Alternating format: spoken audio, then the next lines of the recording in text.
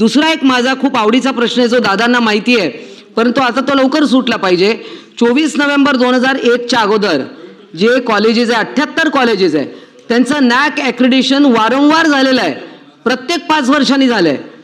परंतु ह्या कॉलेजेसमध्ये सामान्य BA BCom BSc वाले कॉलेजेस आहेत, हे काय सेल्फ फायनान्स नाही आहे. तर यांना आपण अनुदान कधी देणार? काहीतरी सुरुवात करा अशी माझी प्रश्नवजा विनंती आहे. धन्यवाद.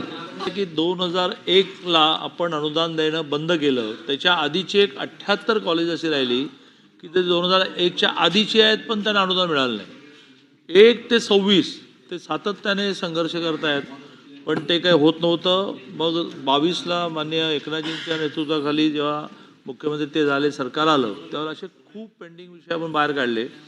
त्यात ह्या 78 कॉलेजेसना नेमके पैसे किती लागणार आहेत असं तयार करून आपण अर्थ खात्याकडे दिलं आणि तिथून परवानगी मिळाली की आपण ते करणार आहोत. मला असं वाटतं की असं म्हणता येईल की ते आता टप्प्यात आलेलं आहे.